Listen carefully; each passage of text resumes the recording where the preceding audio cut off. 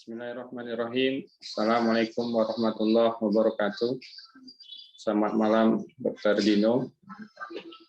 Hari ini saya akan mencoba mereview yaitu materi kita, yaitu pertemuan ke-7, di mana materi pertama adalah masalah yang pengertiannya cobaan ataukah ujian. Di dalam presentasi materi pertemuan ke-7, keyword-nya adalah, kata kuncinya adalah, yang pertama, kita mampu untuk menghadapinya atau terpuruk karenanya. Jadi, masalah ini harus kita hadapin, ya, kita hadapin, karena dalam hidup ini semua pasti memiliki masalah. Apabila masalah hilang, itu hanya dua, yaitu mati ataupun menjadi orang gila. Itulah yang kita tidak memiliki dan tidak menghadapi suatu masalah. Jadi di dalam menghadapi masalah, kita harus mampu untuk menghadapi masalah itu dengan mengupgrade ilmu dan mempelajari ilmu bagaimana cara mengatasi masalah-masalah tersebut. Yang kedua, keyword-nya adalah jika kamu gagal mempersiapkan kebutuhan, kamu sedang mempersiapkan kegagalan dalam hidup. Jadi, bahwasanya kebutuhan hidup kita itu harus kita sendiri yang mempersiapkan. Jadi, kalau kita tidak bisa memenuhi kebutuhan hidup, maka kita sama dengan gagal dalam hidup. Baik itu kebutuhan jasmani, kebutuhan rohani, apabila kita tidak bekerja, maka kita tidak punya apa-apa. Yang ketiga, itu adalah asap api. Ini yang sudah kita pelajarin. Jadi kita harus mengetahui api itu yang mana, asap itu yang mana. Tidak mungkin ada asap kalau tidak ada api. Jadi kita harus mencari sebab asapnya. Baru kemudian yang ketiga dari masalah itu adalah sebab akibat. Sebabnya apa? Akibatnya apa? Jadi misalnya akibat dari sebab sensasi itu apa sebabnya? Jadi kita bukan memperbaiki akibat, tapi kita memperbaiki apa yang menjadi sebab. Sehingga kita dapat mengatasi masalah-masalah yang terjadi di orang-orang ensitas. Orang ensi juga memiliki pedoman hidupnya, yaitu di mana kata-kata yang terjadi di alam bawah sadar itu dianggap sebuah keyakinan. Dengan keyakinannya, maka itu sudah masuk ke dalam mindset pikirannya, dan itu menjadi actionnya, menjadi tindakannya. Nah, itulah yang dirasakan oleh orang-orang ensitas, yaitu kecemasan yang berlebihan. Kata-kata itu menjadi keyakinan. Keyakinan menjadikan mindset. Mindset itu adalah tindakan berbuat. Dari mindset, dia menghasilkan action. Jadi, masalah adalah sesuatu hal yang harus diselesaikan. Masalah ada karena dipermasalahkan. Jadi, orang kecemasan berlebihan suka sekali menggunakan konsep ini. Masalah ada karena dipermasalahkan. Ya, ada masalah, jadi dipermasalahkan masalahnya itu. Kalau kita punya masalah, itu artinya kita yang sedang mempermasalahkan. Maka bertanggung jawablah untuk menyelesaikannya. Nah, jadi apabila kita memiliki masalah, itu artinya kita sedang mempermasalahkan apa yang kita masalahkan. Makanya kita bertanggung jawablah untuk menyelesaikannya. Nah, itulah yang sudah saya pelajarin dari pertemuan 1 sampai pertemuan 6. Ya, alhamdulillah dengan pelajaran-pelajaran ilmu-ilmu yang diberikan dan skill-skill yang diberikan, alhamdulillah perubahan-perubahan banyak yang sudah terjadi, karena kita tidak mau lagi memasukkan sampah, kita tidak mau memasukkan yang destruktif, kita harus menciptakan yang konstruktif. Jadi untuk mendalami ilmu, kita juga harus berbagi kepada keluarga kita yang memiliki kecemasan, kita bisa memberikan manfaat kepada orang lain. Dalam pertemuan materi ke-1, masalah itu dibagi 4. Yang pertama itu adalah cobaan. Ya, cobaan ketika dia mempermasalahkan orientasinya adalah meningkatkan keimanan. Jadi cobaan itu tidak identik dengan kesusahan. Misalnya dia diberikan kelebihan rezeki. Jadi apakah dia melakukan sedekah itu merupakan sebagai cobaannya. Mempermasalahkan dengan meningkatkan kepada Allah, meningkatkan keimanan kepada Allah itu adalah cobaan. Nah, jadi cobaan itu bukan berarti suatu kesusahan.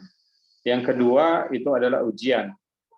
Nah, ketika kita mempermasalahkan suatu kejadian, maka outcome-nya kita menjadi masalah, berdaya, dan bijaksana. Jadi, apabila kita mempermasalahkan sebuah kejadian atau event, outcome yang kita menjadi dewasa, berdaya, bijaksana dalam menghadapi ujian ataupun masalah yang kita hadapi. Ujian itu adalah evaluasi kita dalam menjawab soal yang diberikan untuk kita layak naik kelas atau tidak. Jadi seperti mahasiswa diberikan soal ujian, maka itu adalah evaluasi bagi mahasiswa untuk menjawab soal-soal yang kita berikan. Apakah dia lulus atau dia tidak lulus. Jadi menjawab soal ujian adalah untuk kita menjadi dewasa dan berdaya dan bijaksana dalam menghadapi ujian.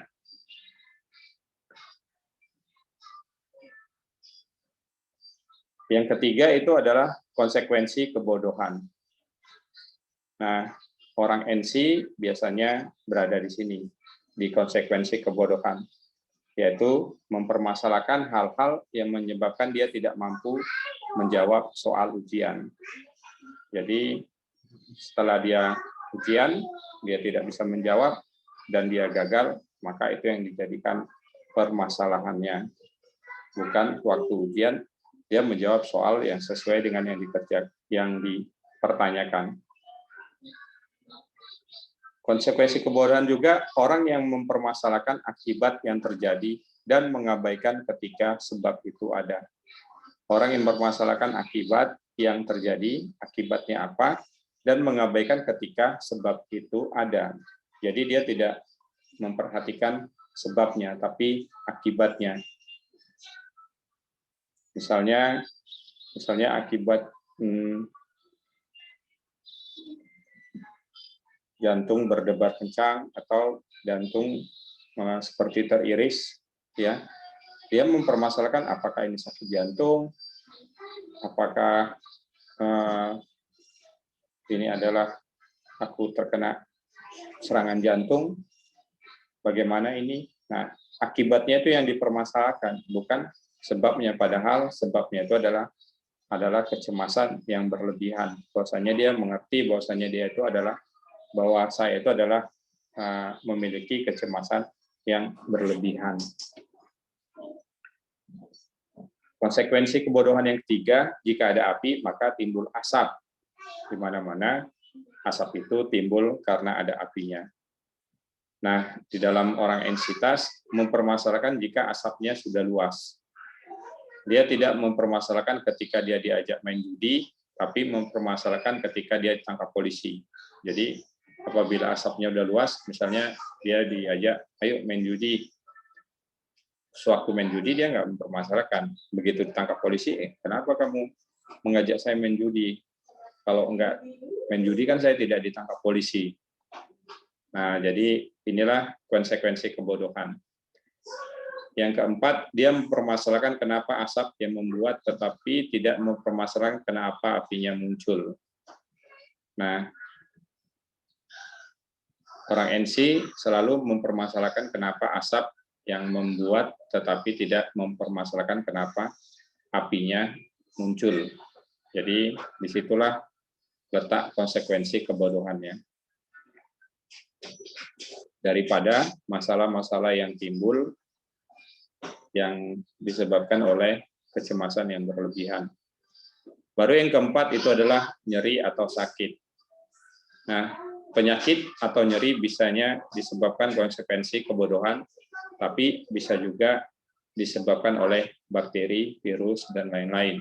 Ya, jika nyeri sakitnya, misalnya dadanya nyeri, dadanya sakit, karena dianya konsekuensi kebodohan, kecemasan yang berlebihan, maka itu dicarilah tools-tools bagaimana untuk mengatasinya. Tapi kalau berhubungan dengan bakteri, virus, maka nyeri sakitnya itu harus diobati secara biologi, secara kedokteran, secara medis. Biasanya yang menderita akibat poin ketiga, ujian dan cobaan tidak menyebabkan penderitaan. Tetapi nomor 3 itu adalah menyebabkan penderitaan. Kunci daripada konsekuensi kebodohan, ketika sampah datang, maka langsung dibuang. Jangan tunggu banyak sampah, ditumpuk dulu baru dibuang. Jadi kita harus melihat sampah, pengertian sampah artinya benda-benda yang negatif atau konstruktif yang masuk ke dalam tubuh kita, atau visual yang masuk ke dalam tubuh kita secara destruktif, ya, baru suara, gerak. Nah, visual, auditorik, kinestetik yang berbasis destruktif itu kalau bisa jangan lagi, bukan kalau bisa, itu harus tidak dimasukkan lagi ke dalam alam bawah sadar kita atau ke dalam tubuh kita di mana letaknya di alam bawah sadar. Nah, ketika sampah datang maka langsung dibuang dengan tools yang sudah diberikan, bisa reframing, bisa menggunakan EFT, bisa Ho'oponopono, bisa terapi bersyukur, bisa terapi anchoring, ya, bisa terapi juga dengan menggunakan terapi tegang, bisa menggunakan 336 yang sudah dipelajarin, itu bisa digunakan semua. Baru kemudian bisa juga mengambil filosofi-filosofi yang sudah diberikan. Jika anjing baik dengan anjing jahat, mana yang menang adalah yang dikasih makan. Jadi kalau misalnya alam bawah sadar kita berikan yang destruktif, baik visual, baik gambar, maupun baik suara, maupun baik dari auditorik, maupun dari pergerakan, membaca, melihat, masuk ke tempat-tempat yang berkumpul yang ramai-ramai, maka itu akan menjadi sampah-sampah yang selalu menumpuk dan sulit untuk dibuang apabila sampah itu semuanya masuk ke dalam alam bawah sadar. Nah, materi kedua itu adalah pikiran bawah sadar. Nah, di sini bahwasanya kita memiliki pikiran sadar dan pikiran tidak bawah sadar. Nah, pikiran bawah sadar itu adalah bagian dari pikiran yang saat ini tidak berada dalam kesadaran. Dalam dunia sains disebut hidden layer. Jadi ada neural network, ada input, ada hidden layer, ada outcome. Jadi alam bawah sadar ini digambarkan sebagai hidden layer. Hidden layer itu yang tersembunyi, ya, yang tersembunyi. Kalau yang sadar itu adalah yang logika. Jika ini maka ini. Terdapat kesadaran kuat yang disebut pikiran bawah sadar. Pikiran sadar biasanya itu 12. Pikiran sadar nilainya 12%, tidak biasanya. Ya, pikiran sadar ditetapkan itu 12%, di mana pikiran sadar itu terdiri dari analisis, think and plan, ya, pikiran dan perencanaan, dan short term memory atau memori yang singkat. Sementara pikiran bawah sadar itu 88% terdiri dari long term memory, memori yang panjang, emosional, feeling, emosi, feeling, ya, feeling kita bagaimana, emosi kita bagaimana, habit, kebiasaan, ya, involuntary body function, jadi proses fungsi daripada body kita untuk melihat sensasi ataupun kejadian-kejadian fisik yang ada dalam tubuh kita, misalnya peredaran darah, kepala pusing. Nah, itulah yang terjadi terhadap tubuh kita, bagaimana sensasi-sensasi atau pengaruh-pengaruh fisik terhadap tubuh kita. baru creativity, ya kreativitas kita, development stage, spiritual connection, and intuition. Jadi bagaimana kita bawah sadar berpikir negatif dan berpikir positif, konstruktif. Jadi destruktif dan konstruktif itu letaknya di dalam bawah sadar. Karena pikiran bawah sadar itu adalah mengendalikan hidup kita, yaitu mengendalikan peredaran darah itu ada di pikiran bawah sadar. Mengendalikan rambut, pergantian sel setiap waktu, bernapas, detak jantung, ya misalnya bernapas, apakah ini sesak napas, nah itu langsung bawah sadar, detak jantung, jantungnya kencang, nah langsung dianya membuat emosi atau feeling atau kebiasaan apa yang sering kita pikirkan terhadap apabila bunyi jantung berdetak kencang. Jadi pikiran bawah sadar menyimpan segala pengalaman hidup sebelumnya, baik di dalam visual, auditorik, maupun kinestetik. Jadi di pikiran bawah sadar ini filosofinya atau metaforanya adalah dalam membawa kendaraan. Biasanya kalau kita membawa kendaraan, pertama sekali kita harus fokus terhadap kendaraan itu. Kita nggak bisa melihat ke kiri, ke kanan. Pasti kalau kita melihat kiri, kanan, itu akan terjadi sesuatu hal. Ya, karena kita pertama sekali diajarin bagaimana cara belok kiri, belok kanan, melihat spion, baru belok ke kanan, belok ke kiri, gitu. Ya, jadi kita harus konsentrasi kepada melihat depan, bahwasanya kaki kanan kita itu adalah batas daripada mobil kita, baru kaki kiri kita memegang apa? Kalau yang manual menginjak close, ya baru bagaimana kita mobil ini satu apa besarnya, bagaimana di jalan raya. Nah itu dulu fokus pada awal kita mengendarai mobil. Tapi setelah kita latih, berulang, kita melakukan pola, kita melakukan membawa mobil, terus kita membawa mobil, akhirnya mobil dengan kita itu merupakan satu kesatuan, ya, merupakan sudah asosiasi, bahwasanya kita itu sudah terpola dengan kalau kita bawa mobil.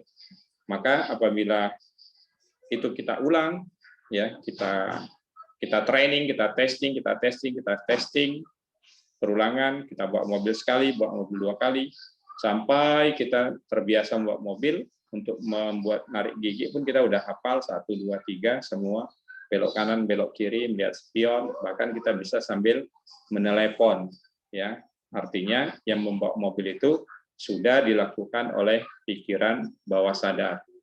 Membawa mobil akan disimpan, pola membawa mobil itu akan diinstal di dalam CPU otak bawah sadar kita. Bahwasanya seperti inilah membawa mobil yang baik. Belok kanan udah langsung automatically, belok kiri sudah langsung automatically, ya, mengerem juga sudah langsung automatically. Jadi kita pikiran bawah sadar kita itu sudah berada pada mobil tersebut. Dengan merubah secara konstruktif pikiran bawah sadar kita bisa merubah atau menginstal hal-hal yang baru. Jadi pikiran bawah sadar akhirnya apabila dimasukkan yang konstruktif, maka pikiran yang destruktif itu bisa kembali tidak masuk. Artinya kita install ulang, kita setup ulang, ya. Jadi istilahnya kalau di komputer, misalnya itu di banyak virus komputernya, apabila diinstal ulang, di setup ulang dengan yang baru, dengan sistem operasi yang baru, maka virus-virus itu pun akan hilang. Yang negatif-negatif akan hilang. Dia kembali ke instalan pertama, yaitu tidak ada sampah-sampah, tidak ada file-file yang bisa mengakibatkan komputer itu terkena virus, tidak bisa digunakan. Nah, begitu juga dengan kita sebagai manusia, ya, kita melakukan instalan yang positif, maka yang negatif, virus-virus negatif, yang negatif-negatif itu akan hilang dari pikiran bawah sadar kita, sehingga yang muncul adalah yang positif-positif. Nah, itulah 2 materi yang diberikan di pertemuan ke-7. Untuk skill itu yang pertama adalah terapi tegang. Tegang ini kepanjangan dari tega atau enggak gitu. Ya, jadi filosofinya adalah terapi tegang menukar visual, auditorik, kinestetik, emosi yang destruktif dengan emosi konstruktif orang lain, yaitu ada visual, ada auditorik, kinestetik, kemudian nanti akan dilakukan substitusi, ya akan dilakukan penggabungan, baru kemudian akan terjadi substitusi antara yang destruktif menjadi yang dengan yang konstruktif. Misalnya di destruktif ini marah, di konstruktif ini adalah lucu, tapi nanti akan dilihat bagaimana bentuknya jadi menyatu, baik itu visual maupun auditorik maupun kinestetik. Visual itu gambar, auditorik itu suara, kinestetik itu adalah pergerakan. Jadi bagaimana caranya? Caranya adalah, nah di tangan kiri itu kita ambil yang destruktif, siapa yang menjadi sosok destruktif. Yang kita ambil itu adalah visualnya, gambar seseorangnya, baru auditoriknya, suaranya, kinestetiknya apabila suatu kejadian dia melakukan gerakan, ya, baru kemudian dia melakukan suara yang keras, baru visual gambar orangnya yang dominan. Jadi di sini skalanya kalau bisa kita rasakan, kita state-kan itu adalah state-nya 89. Baru setelah itu, setelah kita rasakan, maka kita langsung break state. Artinya kita menghilangkan memori destruktifnya dulu, kita goyang-goyang kepala atau kita bergerak, ya terserah. Baru yang kedua, siapa yang menjadi sosok konstruktif, yang positif. Biasanya kalau marah itu lawannya lucu. Ya, visualnya bagaimana, auditoriknya bagaimana, kinestetik bagaimana, yang dominan. Nanti kita pilih yang lucu. Misalnya pelawak, ya. Kalau pelawak, kalau saya suka pada Jojon, ya. Kalau Jojon dia sudah bersuara aja, dia modelnya visualnya aja kita udah lucu gitu. Ya, baru suaranya juga dalam spontanitas dia melakukan lawaan yang lucu-lucu. Baru pergerakannya juga memang bajunya, kostumnya itu udah spesifik, udah unik, beda dengan yang lain. Jadi itu kita letakkan di tangan kanan, ya, siapa yang menjadi sosok konstruktifnya. Baru setelah itu kita back straight lagi, baru kita letakkan nanti objek yang destruktif, ya tadi yang udah kita pikirkan, udah kita visualkan, auditorik, kinestetikan. Misalnya dia marah, itu nanti kita letakkan di tangan kiri. Baru kemudian yang konstruktif itu kita letakkan di tangan kanan. Baru kemudian kita lakukan switch. Kita lakukan switch yang kuat. Baru kemudian kita asosiasikan, kita gabungkan. Baru kemudian kita buka perlahan-lahan kita buka, perlahan-lahan kita buka sampai hasilnya telah terjadi asosiasi antara destruktif dengan konstruktif, ya, sehingga bisa aja yang pemarah tadi bajunya cantik, sekarang bajunya seperti baju Jojon, ya, atau kumis Jojon berada di kumis yang destruktif, ya, rambutnya berubah, baru kemudian suaranya pun udah seperti suara Jojon. Jadi kita tidak lagi melihat yang destruktif, tapi kita melihat yang gabungan antara destruktif dengan konstruktif. Jadi positif, negatif jadi internegatif. Jadi dia lebih mengarah kepada refreshing ataupun yang lebih seharusnya dia marah menjadi yang lucu. Jadi keyword-nya itu adalah bahwasanya kita ini bukan menjadi korban kehidupan, tapi melakukan jadi sebagai pelaku kehidupan, ya.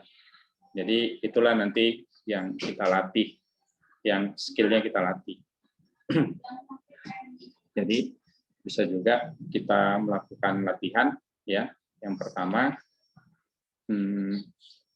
kita berhadapan dengan seseorang ya yang memarahi kita, ya memarahi kita misalnya kita sudah izin sesuai dengan prosedur, tapi kita masih juga kita ditelepon dimarah dengan kalimat paham gitu. Jadi itu kita masukkan dengan skala 8-9, tapi kita harus membayangkan visual, auditorik, dan kinestetiknya.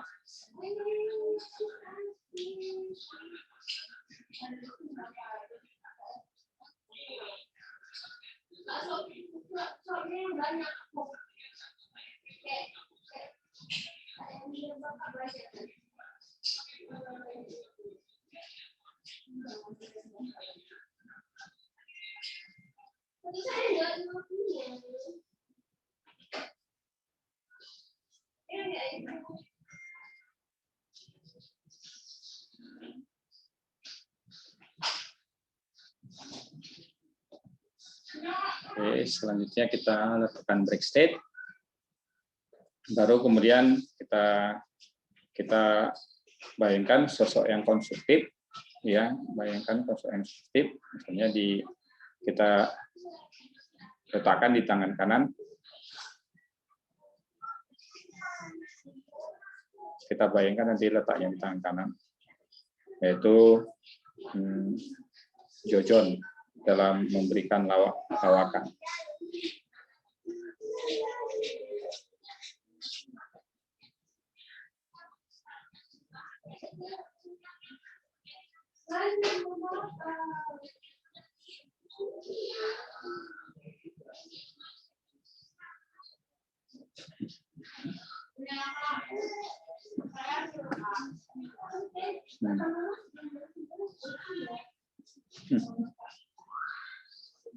Ya, kita break step. Baru kemudian kita letakkan yang tadi destruktif, yang marah itu kita letakkan kita letakkan di tangan kiri. Dengan visual, auditory, kinestetiknya kita buat skala 8-9, kalau bisa ke 10.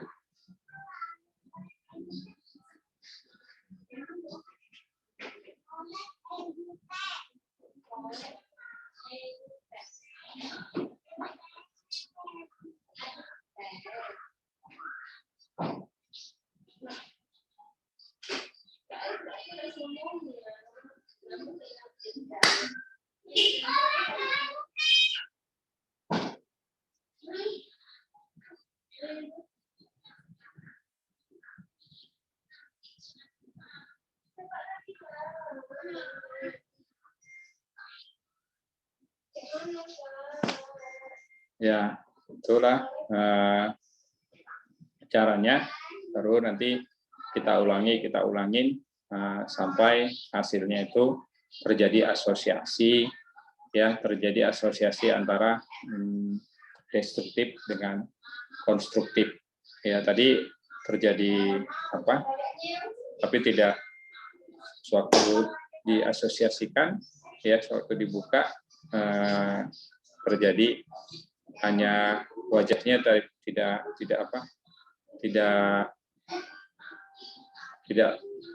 menggabung, tapi bajunya sudah bergabung dengan suaranya yang belum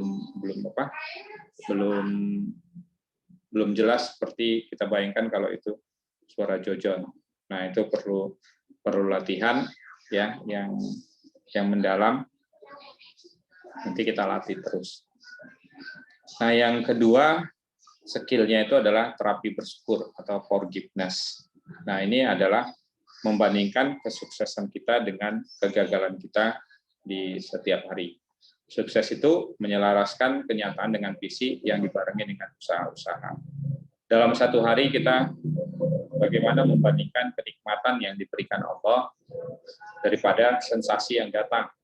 Artinya perubahan-perubahan yang selama sudah hampir 3 minggu ini kita rasakan, perubahan-perubahannya itu kita nikmatin, kenikmatan itu kita rasakan, ya. Jadi kita terapi bersyukur itu memanfaatkan atau fungsinya nanti outcome-nya menaikkan hormon endorfin, sehingga kita tidak banyak stresnya. Nah, tekniknya ini kita buat sendiri. Yang pertama nanti tarik nafas, baru mengucapkan alhamdulillah, segala puji bagi Allah. Baru kita keywordnya kita setup itu adalah hari ini lebih baik dari hari kemarin.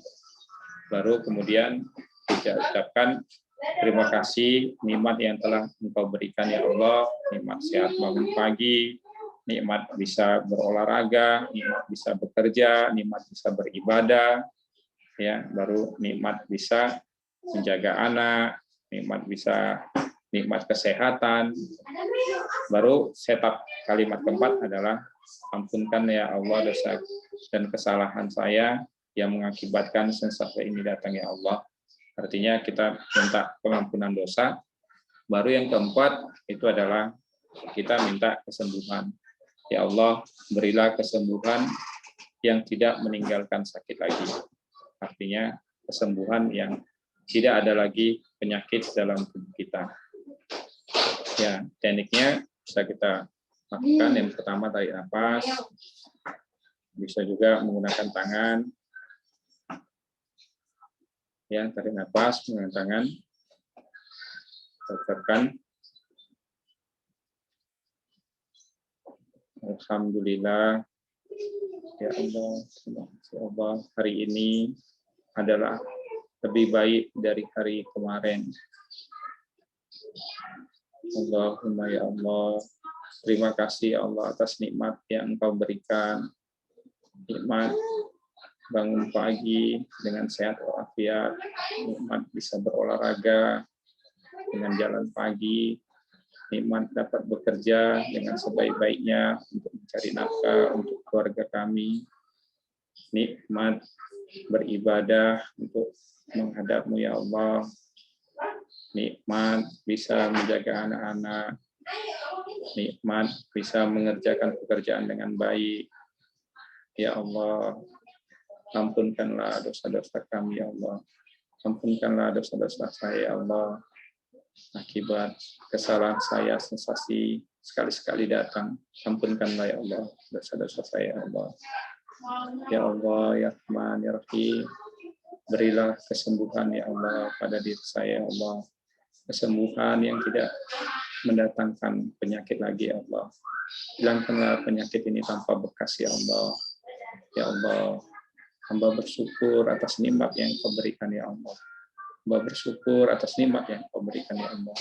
Terima kasih ya Allah atas nikmat yang Kau berikan kepada saya.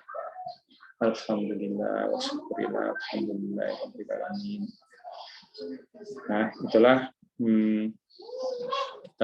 kita ulang-ulang terus, kita setup terus konstruktif-konstruktif yang ada kesyukuran pada diri kita. Demikianlah yang bisa saya sampaikan. Lebih dan kurang saya mohon maaf. Assalamualaikum warahmatullahi wabarakatuh.